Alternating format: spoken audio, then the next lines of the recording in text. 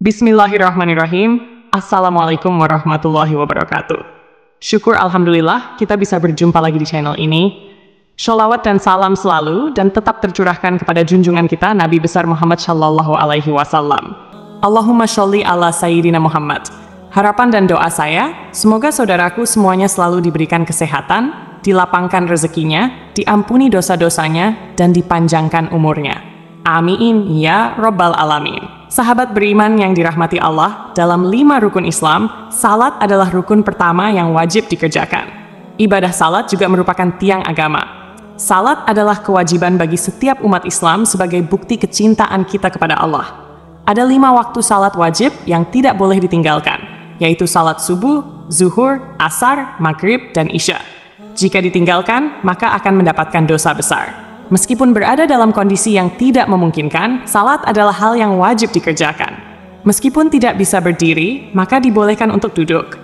Jika tidak bisa duduk, maka diperbolehkan berbaring, bahkan bisa dikerjakan dengan hati. Karena itu, sangatlah tidak logis apabila seseorang mengaku beriman kepada Allah, namun meninggalkan ibadah yang berfungsi sebagai tiang agama. Di berbagai dalil Al-Quran maupun hadis, Allah Subhanahu wa Ta'ala serta Rasulullah Shallallahu Alaihi Wasallam telah menetapkan dengan jelas mana salat yang wajib dan sunnah. Namun meskipun demikian, masih banyak yang menyepelekan salat. Rasulullah Shallallahu Alaihi Wasallam bersabda, "Inti dari segala perkara adalah agama Islam, dan tiang penopangnya adalah salat." Hadits riwayat Tirmidzi. Meskipun salat merupakan tiang agama, namun bagi segelintir muslim saat ini, kedudukan tersebut kerap kali dianggap enteng.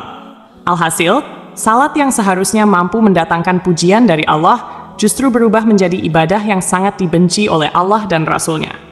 Bagaimana tidak, esensi utama dalam salat adalah mencari ketenangan dan kekhusyukan. Mengerjakan salat harus dengan ketenangan dan kekhusyukan, atau yang biasa disebut dengan tumakninah. Salat tanpa tumakninah bisa menghilangkan ruh dari salat itu sendiri. Parahnya, salat yang seperti cacing kepanasan atau terburu-buru tanpa menyertai tumakninah sering terjadi di sekitar kita. Ada hadis yang perlu kita ketahui, di mana Rasulullah pernah mengibaratkan orang yang salat tanpa tumakninah sama dengan kejahatan seperti seorang pencuri. Rasulullah Shallallahu Alaihi Wasallam bersabda, "Sejahat-jahat pencuri adalah orang yang mencuri dari salatnya." Para sahabat bertanya, "Wahai Rasulullah, bagaimana dia mencuri dari salatnya?" Beliau menjawab, "Orang yang tidak menyempurnakan rukuk dan sujudnya." Hadits riwayat Ahmad. Kondisi yang dijelaskan dari hadis ini ternyata berangkat dari pengalaman Rasulullah bersama para sahabat. Hari itu, setelah Rasul selesai salat berjamaah, tiba-tiba seorang laki-laki masuk ke dalam masjid dan langsung mengerjakan salat sendirian. Anehnya, ketika salat, laki-laki itu melakukan gerakan rukuk dan sujud tanpa disertai jeda. Melihat hal itu, Rasulullah kemudian berkata di hadapan sahabatnya, "Apakah kalian menyaksikan gerakan salat laki-laki tersebut? Barang siapa yang semasa hidup melakukan salat seperti itu, maka dia meninggal tidak dalam keadaan Islam." Tak berhenti sampai di situ, di hadapan para sahabatnya, Rasul juga mengatakan bahwa model ibadah seperti itu ibarat burung gagak yang sedang mematuk darah, atau seperti orang lapar yang hanya makan sebutir atau 2 butir biji kurma tanpa pernah merasakan kekenyangan. Dalam buku Agar Sholatmu Makin Khusyuk, karya Syekh Muhammad Sholeh Al-Munajid, dijelaskan bahwa salah satu dosa orang yang mengerjakan salat adalah tidak memperhatikan rukun salat, yaitu tumakninah. Memang, tidak ada yang bisa menyangkal bahwa perkara diterima atau tidaknya suatu amalan hanyalah ketentuan Allah Subhanahu wa Ta'ala. Tetapi, sebagai umat muslim, kita juga harus mengetahui bahwa ibadah-ibadah yang telah ditetapkan rukunnya tak bisa diubah atau dilanggar. Oleh sebab itu, dalam salat pun tidak boleh sembarangan menunaikannya. Ada cara dan tuntunan yang harus sesuai dengan ajaran Nabi Muhammad Shallallahu Alaihi Wasallam. Dalam suatu hadis, Rasulullah Shallallahu Alaihi Wasallam bersabda, "Sesungguhnya, pertama kali yang dihisab atau diminta pertanggungjawaban dari segenap amalan seorang hamba di hari kiamat kelak adalah salatnya. Bila salatnya baik, maka beruntunglah dia. Namun, bila mana salatnya rusak, sungguh kerugian akan menimpanya." Rajin menjalankan salat tentu merupakan hal yang sangat baik dan mulia, namun tidak serta-merta menjamin seseorang menjadi hamba yang dekat dengan Allah Subhanahu wa Ta'ala. Lalu, Siapakah orang-orang yang rajin salat, namun justru jauh dari Allah? Dan seperti apa ciri-cirinya? 1. Orang yang lalai dalam salat. Sekalipun salat merupakan tiang agama, ternyata ada jenis salat yang sangat dibenci oleh Allah, yaitu salat yang dikerjakan dengan lalai. Pada hari kiamat nanti, ada banyak orang yang membawa salatnya kepada Allah, lalu salat mereka dilipat-lipat seperti pakaian yang kumal, kemudian dilemparkan ke wajah mereka. Allah tidak menerima salatnya. Bahkan ada yang celaka dengan salatnya, sebagaimana firman Allah dalam surah Al-Ma'un ayat 45. Maka celakalah bagi orang-orang yang salat, yaitu orang-orang yang melalaikan salatnya. Rasulullah Shallallahu Alaihi Wasallam juga pernah bersabda, akan datang pada umat Muhammad suatu zaman, banyak orang yang merasakan dirinya salat, padahal mereka sebenarnya tidak salat.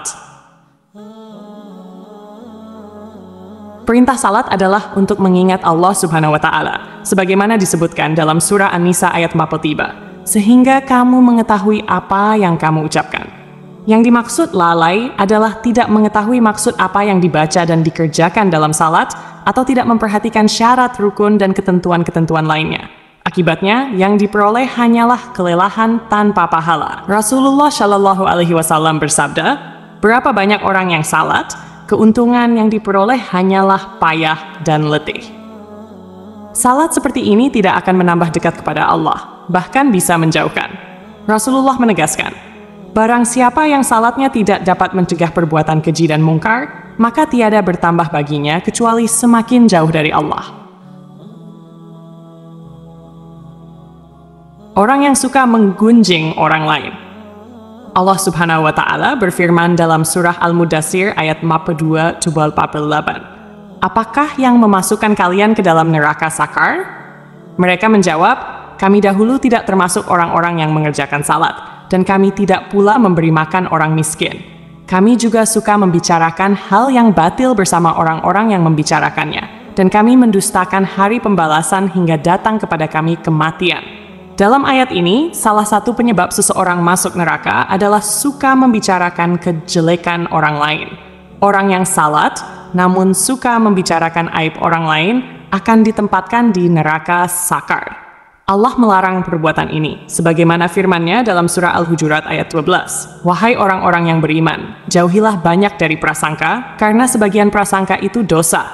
Janganlah mencari-cari kesalahan orang lain, dan janganlah menggunjing satu sama lain. Adakah seseorang di antara kalian yang suka memakan daging saudaranya yang sudah mati?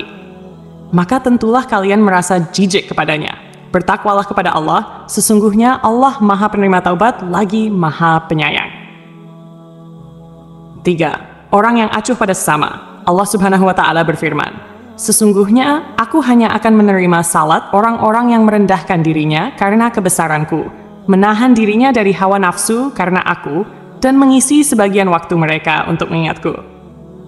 Orang yang acuh pada sesama, tidak peduli terhadap kebutuhan orang lain, atau hanya fokus pada dirinya sendiri, menunjukkan bahwa esensi salat belum diterapkan dalam kehidupannya. Salat seharusnya mendidik manusia untuk lebih peduli, merendah hati, dan berbuat kebaikan kepada sesama. Siangnya untuk berzikir kepadaku, melazimkan hatinya untuk takut kepadaku, tidak sombong terhadap makhlukku, memberikan makan kepada orang yang lapar, memberikan pakaian kepada orang yang telanjang, menyayangi orang yang terkena musibah, serta memberikan perlindungan kepada orang yang terasing. Kelak, cahaya orang itu akan bersinar seperti cahaya matahari. Aku akan berikan cahaya ketika dia dalam kegelapan, aku akan berikan ilmu ketika dia tidak tahu. Aku akan lindungi dia dengan kebesaranku, dan aku akan suruh malaikat menjaga dirinya. Jika dia berdoa kepadaku, aku akan segera menjawabnya. Dan jika dia meminta kepadaku, aku akan segera memenuhi permintaannya. Perumpamaannya di hadapanku adalah seperti perumpamaan surga Firdaus. Dalam hadis yang lain, Rasulullah Shallallahu Alaihi Wasallam menyebutkan bahwa salah satu cara mendekatkan diri kepada Allah adalah bersifat dermawan dan senang membantu orang lain, terutama kepada mereka yang sedang kesulitan. Rasulullah Shallallahu Alaihi Wasallam bersabda, orang yang dermawan dekat dengan Allah, dekat dengan manusia, dan dekat dengan surga.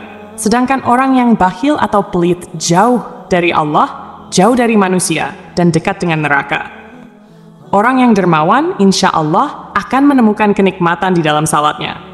Ia akan memperoleh kenikmatan tersebut karena dijaga oleh para malaikat, diberi cahaya dalam kegelapan, dan diberi ilmu secara langsung oleh Allah yang masuk ke dalam hati sanubarinya.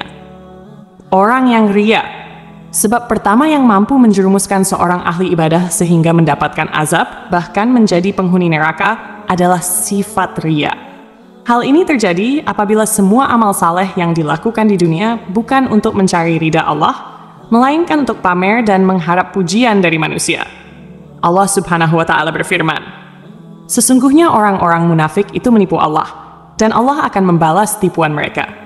Apabila mereka berdiri untuk salat, mereka berdiri dengan malas.